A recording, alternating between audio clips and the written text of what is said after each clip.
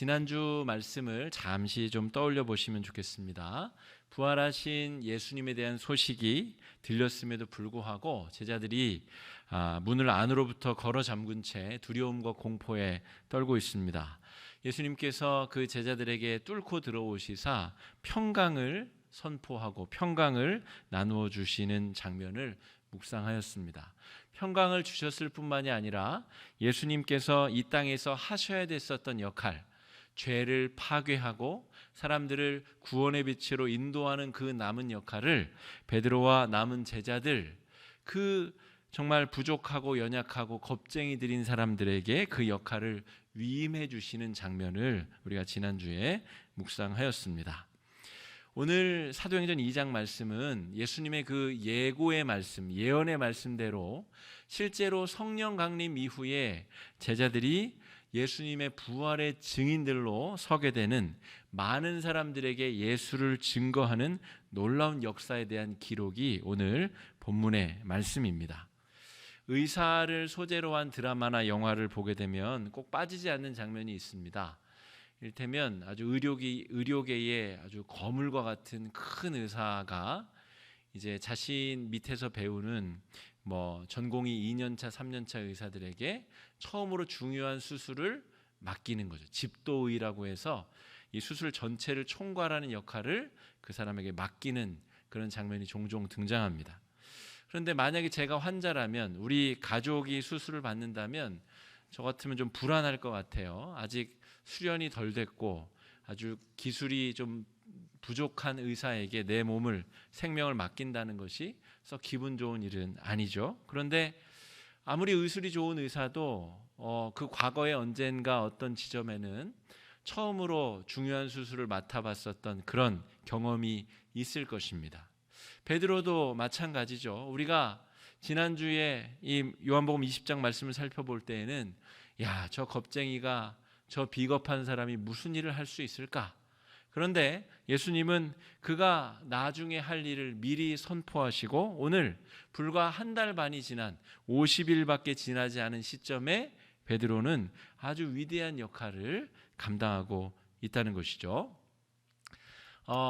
큰 의사 선생님이 작은 우리 후배 전공의에게 수술, 집도의를 맡길 때에는 자기 방에 가서 그냥 쉬고 있는 것이 아니라 대부분 그 어시스턴트, 이 보조의사, 첫 번째 보조의 역할을 그 선생님이 하게 됩니다. 그래서 뭔가 잘못된 상황을 바로잡아 주기도 하고 위기의 상황에 대처해 주기도 하고, 무엇보다 그 집도의, 부족한 집도의를 안심시키는 역할을 그 선생님이 하는 것이죠. 예수님께서도 베드로와 제자들에게 내가 너희를 이제 파송할 것이다, 나는 이제 내 할 일 다 끝났다 하고 하늘로 슝 올라가 버리고 끝난 것이 아니라, 예수님은 요한복음 20장에서 숨을 후 부리시면서 성령을 보낼 것이다 예고의 말씀을 해주신 대로 오늘 사도행전 2장에서 성령 강림이 임한 이후에 성령께서 베드로의 마음의 중심에 살아계셔서 베드로의 마음을 뜨겁게 움직이셔서 능력의 설교, 능력의 복음 증거자 역할을 감당하게 하고 계시다는 것이죠. 그러므로 예수님은 부족한 우리들을 그냥 내버려 방치하시는 것이 아니라 우리 마음의 주인이 되셔서 우리와 동행하며 우리가 마땅히 해야 될 역할을 잘 할 수 있도록 코치하고 인도하고 좋은 선생님처럼 우리를 돕고 계시다라고 하는 것이죠. 여러분, 우리는 예수님과 성령님과 동행한다는 사실을 너무나 자주 잊어버리는 것 같습니다. 성령님이 나와 동행하고 계심에도 불구하고 우리는 얼마나 많은 순간 불안해하고 또 분노에 가득 차고 또 연약한 모습들을 띠게 되는가 하는 것이죠. 우리 마음에 성령께서 살아계신데 우리는 그 성령이 함께 하시는 능력을 정말 100%다 누리며 살아가고 있는가? 오늘 말씀을 잘 들어보시면서 우리가 그런 성령과 동행하는 삶을 잘 살고 있는가 한번 돌이켜 보실 수 있는 하루가 되시기를 바랍니다. 오늘의 본문의 상황은 예수님이 성령을 기다리라라고 말씀하시고 승천하신 이후에 열흘이 지난 상황입니다. 그날 이제 77절 명절에 많은 유대인들이 예루살렘에 다시 모여들었습니다. 이 상황을 이해하기 위해서는 유대 명절에 대한 이해를 좀 하셔야 되는데, 예수님이 십자가에 달려 돌아가신 명절이 유월절 명절입니다.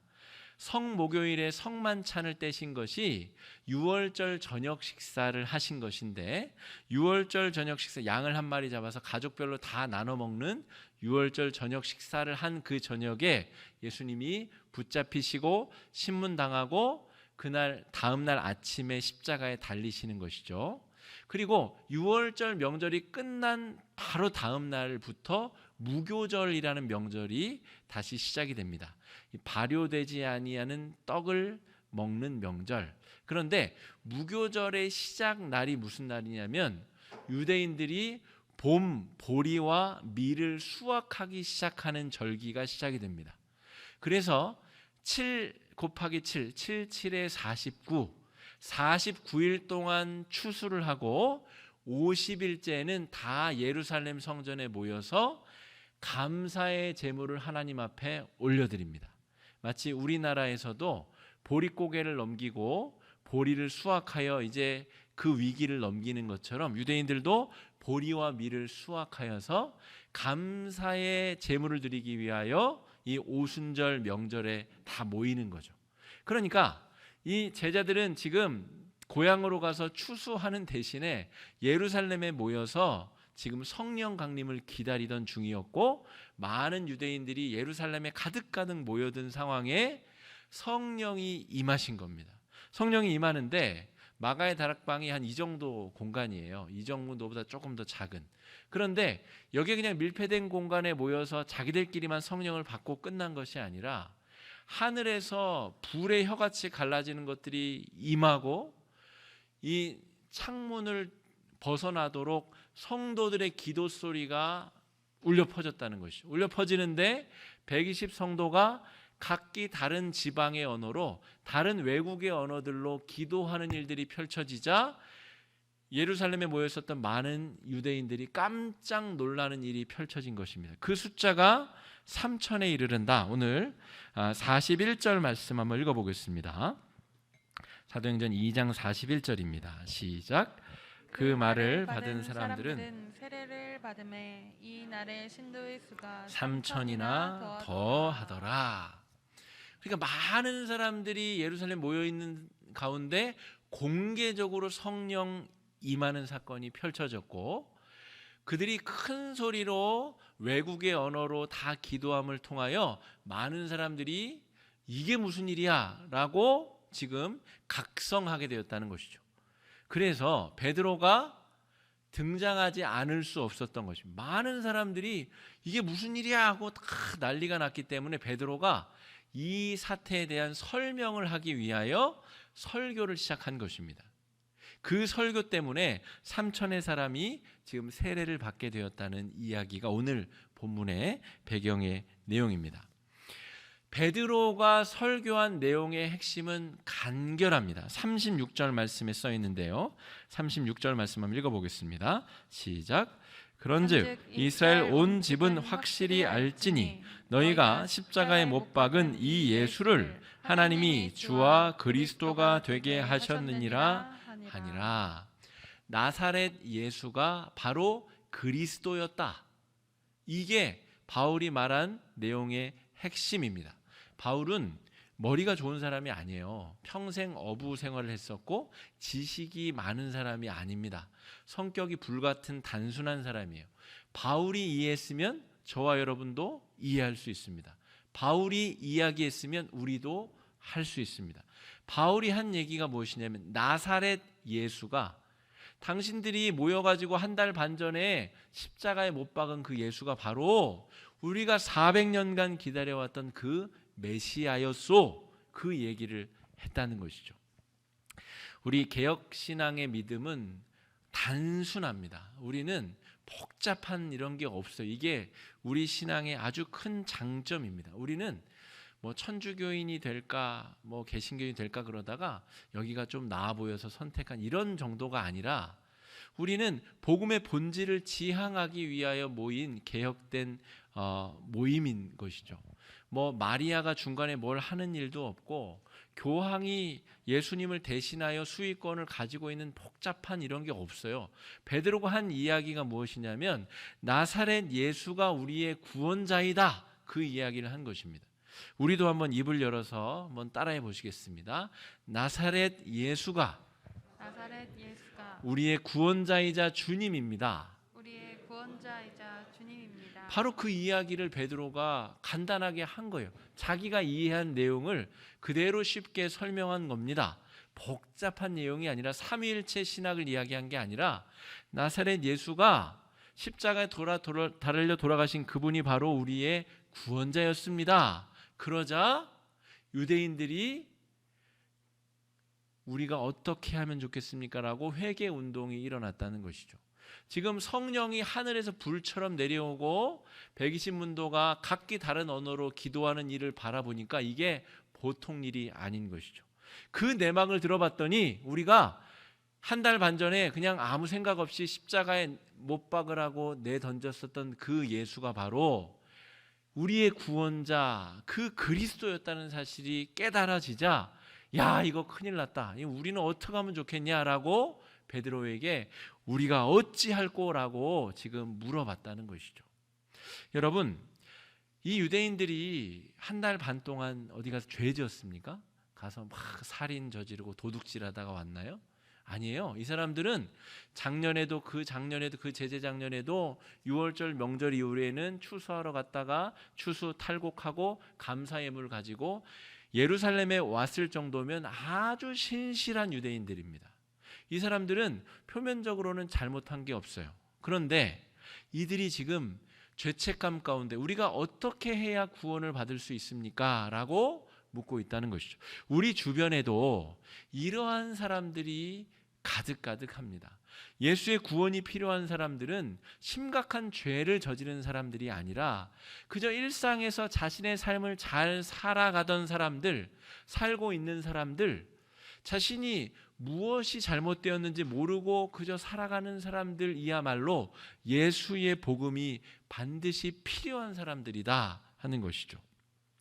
우리가 어찌할꼬라고 하는 질문에 베드로는 단순한 사람이라고 말씀드렸죠. 단순하게 대답합니다. 첫 번째, 회개하십시오.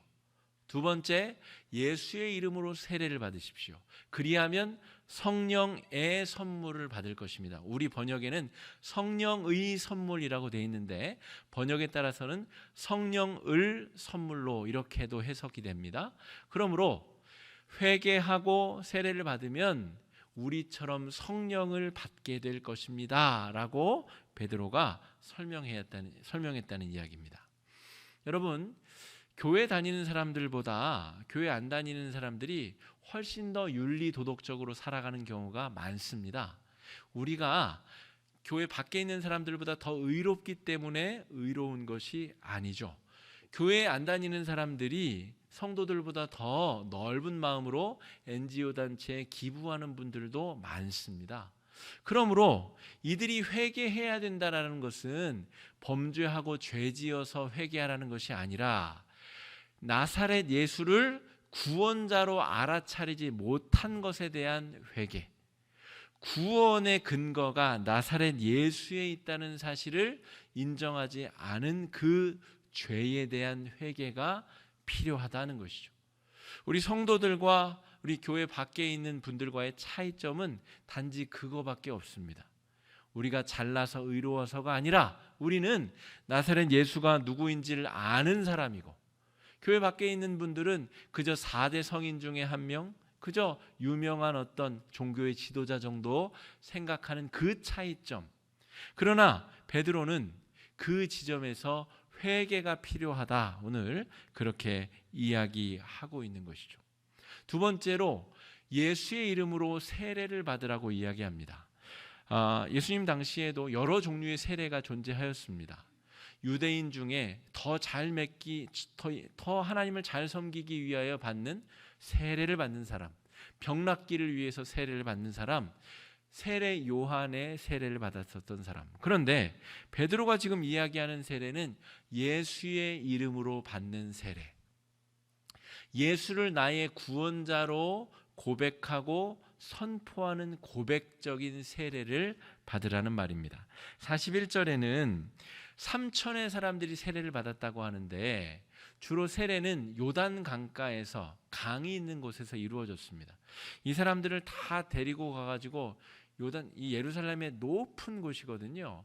거기서 저 내려가서 요단강에 가서 세례를 베풀었다는 것이 아니라 아마도 간략한 방법으로, 지금 우리가 베푸는 세례와 같은 방법으로 그렇게 베풀지 않았을까. 그리고 우리 같이 있는 모든 유대인들에게 자기 자신이 예수의 사람이라는 것을 시인하는 방법으로 세례가 진행됐을 가능성이 높습니다.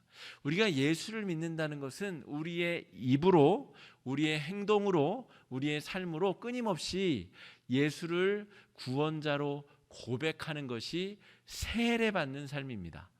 세례는 여러분 20년 전에, 30년 전에 여러분 세례 주신 목사님 이름은 잘 기억나세요? 잘 기억이 안 나는 분들도 많아요. 언제 받았는지 기억이 안 나는 분들도 많아요. 봄에 받았는지, 가을에 받았는지. 여러분, 구원파 이단이라고 있죠. 충청도 쪽에. 구원파 이단은 그것이 중요하다 이렇게 말하는, 본질을 잘 파악하지 못하는 이단인데요.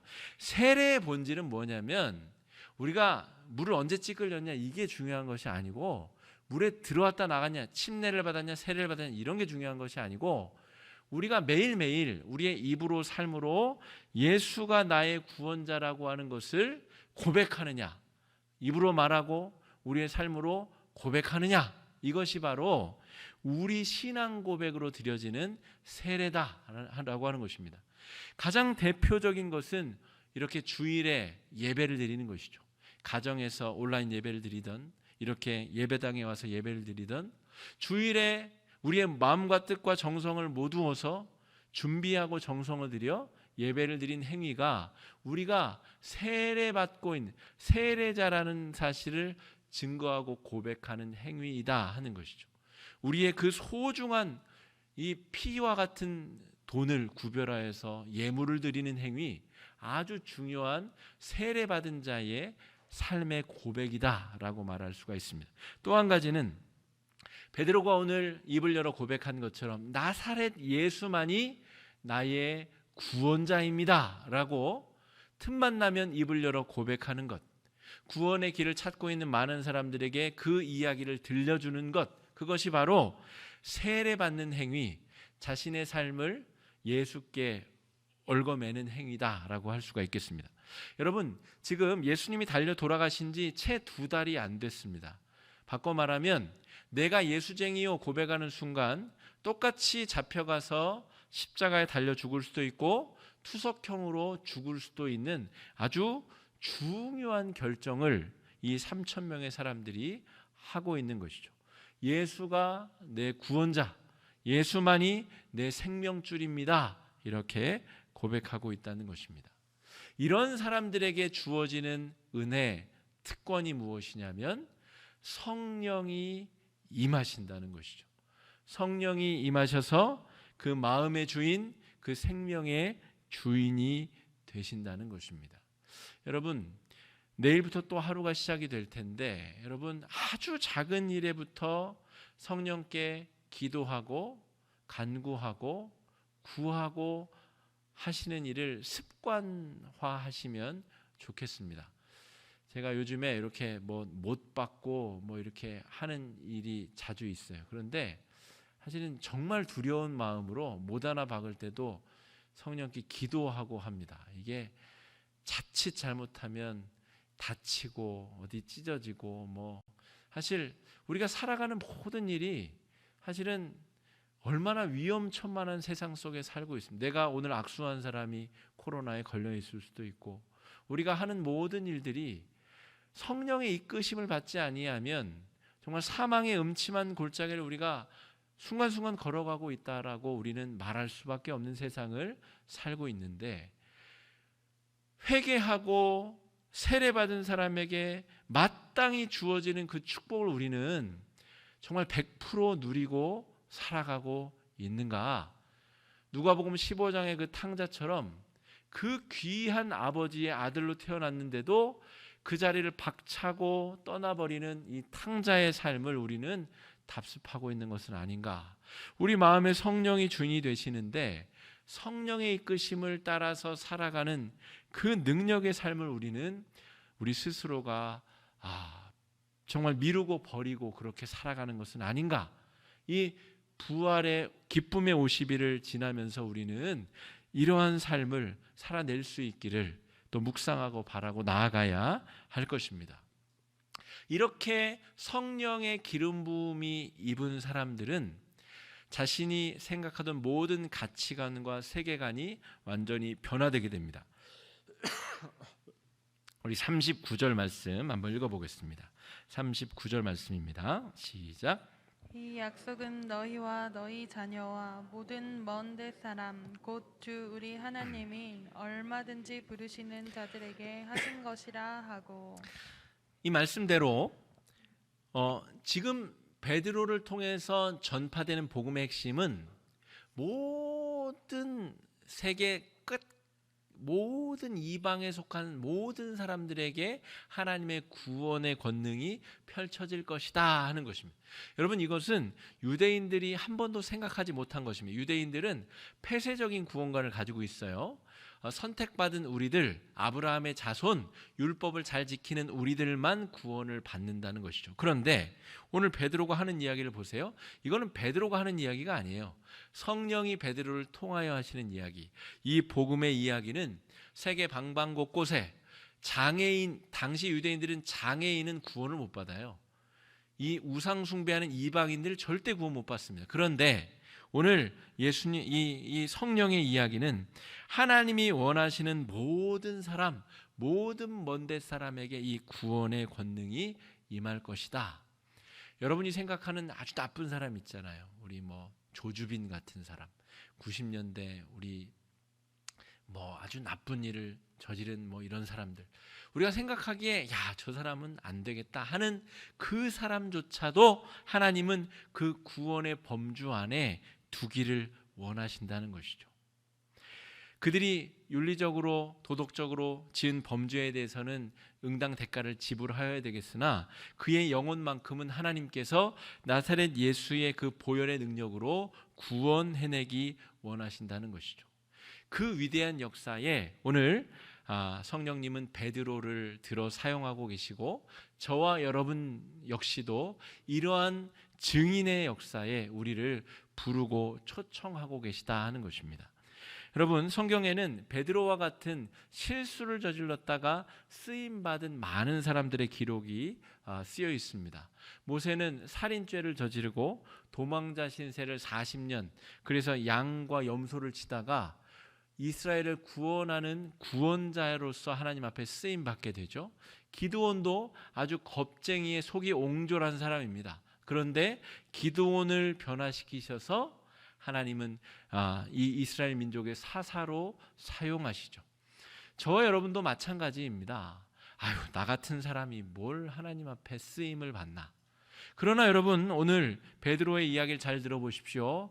회개하고 예수의 이름으로 세례를 받고 성령을 받은 사람은 바로 이 베드로처럼 우리도 부활을 증거하는 사람들로, 예수님의 이 복된 소식을 증거하는 사람들로 쓰임받게 된다 하는 것입니다. 내일부터 또 한 주간의 삶을 살아가실 텐데 여러분, 자신의 삶의 자리에서 그냥 평범하게 잘 살던 수많은 사람들을 또 만나시게 될 것입니다. 오늘 자신의 삶의 자리에서 추수하고 감사 예물을 드리기 위해서 이 오순절 명절에 예루살렘을 찾았었던 사람들처럼 평범하고 자신의 상태를 모르는 많은 사람들에게 우리는 오늘 베드로가 행한 것처럼 나사렛 예수 그리스도만이 우리의 구원자, 우리를 구원하실 수 있는 구원자가 되신다는 이야기를 우리의 입을 열어 우리의 삶을 움직여 베풀고 전하고 나눌 수 있어야 되겠습니다. 이러한 삶을 사실 수 있는 한 주간이 되시기를 예수님의 이름으로 축복합니다. 시간에 말씀 의지해서 함께 기도하시겠습니다. 기도하실 때에 주님, 베드로를 들어 그 입을 열어 복음을 증거하게 하신 주님, 우리의 입을 열어 우리의 삶을 통하여 우리도 복음을 증거하는 삶 살 수 있게 해달라고, 성령의 임재를 경험하는 삶 살 수 있게 해달라고 함께 기도하며 나아가겠습니다. 기도하겠습니다.